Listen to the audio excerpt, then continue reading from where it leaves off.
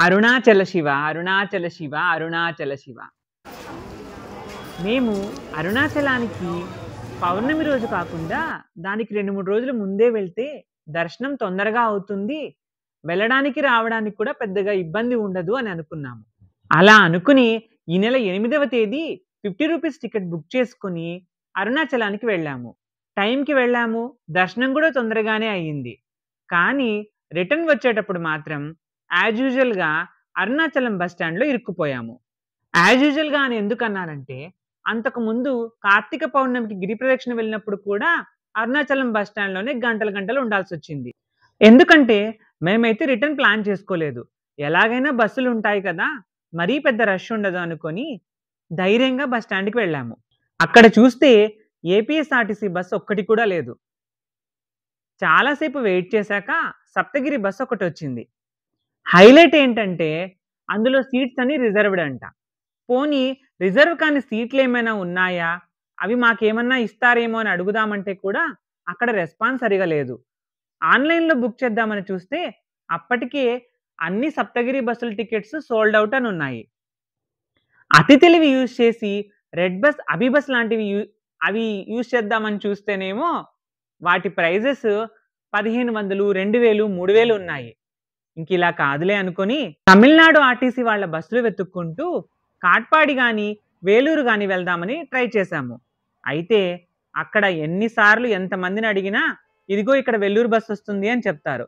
అక్కడికెళ్తేనేమో ఇక్కడికి వెల్లూరు బస్ రాదు అని చెప్తారు. అందులో వాళ్ళ తప్పు కూడా లేదు. ఒకవైపు వర్షం, మరోవైపు జనం. అన్ని లాంగ్వేజెస్‌లో ఎల్ఈడీ బోర్డులు, అనౌన్స్‌మెంట్ సిస్టమ్ ఉంటే అందరికీ క్లారిటీ ఉండేది. స్టాండ్ మొత్తం తిరిగి ఒక పక్కనేమో వర్షంలో తడుచుకుంటూ ఇంకిలా కాదులే అనుకోని మాకు ఎంతో ధైర్యాన్నిచ్చే అరుణాచలం రైల్వే స్టేషన్‌కి ఎళ్ళిపోయాము. గిరి ప్రదక్షిణకి వచ్చినప్పుడు కూడా మా అకామిడేషన్ అరుణాచలం రైల్వే స్టేషనే.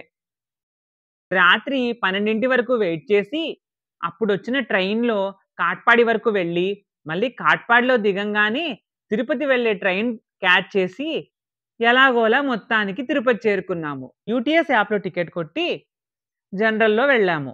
ఆ రోజు రష్ అయితే మామూలుగా లేదు. చాలామంది అరుణాచలం స్టేషన్ నుంచి వెళ్ళేవాళ్ళు, అలాగే తిరుపతికి వచ్చేవాళ్ళు. అంటే ఏంటి దినకర్, ఇప్పుడు నువ్వు వెళ్ళావు కాబట్టి, నీకు ఇబ్బంది కలిగింది కాబట్టి, నీకు ప్లానింగ్ సరిగ్గా లేదు కాబట్టి, నీ కోసం తమిళనాడు గవర్నమెంట్, ఆంధ్ర గవర్నమెంట్ అందరూ కలిసి కూర్చొని డిస్కస్ చేసుకొని, తిరుపతి నుంచి అరుణాచలానికి, అరుణాచలం నుంచి తిరుపతికి కొత్త ట్రైన్‌లు, కొత్త బోగీలు, కొత్త బస్సులు, కొత్త రవాణా మార్గాలు ఏర్పాటు చేయాలి అని అంటావా? అని మీరు నన్ను అడగొచ్చు. నేను అలా చెప్పడం లేదు. నేను చెప్పాలనుకున్నదేంటంటే, ఎవరైనా అరుణాచలం వెళ్ళడానికి ప్లాన్ చేసుకొని, రిటర్న్ ప్లాన్ చేసుకోకుంటే మాత్రం అది వీక్‌డే అయినా, వీకెండ్ అయినా తిథి. ఒకరోజు ప్రదోషం రోజు ఎక్కువ మందొస్తారు. మేమెళ్ళింది ప్రదోషం రోజు. యాక్చువల్‌గా ఏంటి పౌర్ణమికి ఎక్కువ మందొస్తారనుకుంటాం. ఒక్కోసారి సాటర్‌డే, సండే లాంగ్ వీకెండ్ వచ్చినప్పుడు, హాలిడే వచ్చినప్పుడు ఎక్కువ మందొస్తారు.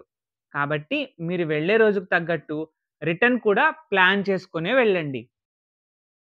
ఇది మా టెంపుల్ అని ఆన్‌లైన్‌లో కొట్లాడుకునే వాళ్ళు ఎప్పుడూ ఉంటూనే ఉంటారు.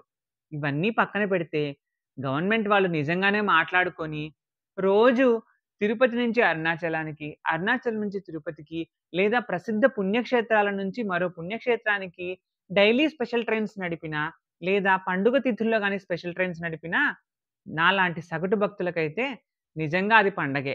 అరుణాచలం వెళ్ళాము, శివుడి అనుగ్రహం దొరికింది. అలానే రిటర్న్ వచ్చేటప్పుడు కూడా అరుణాచలాన్ని బ్లేమ్ చేయాల్సిన అవసరం లేదు. మన ప్లానింగ్ సరిగ్గా ఉండాలి.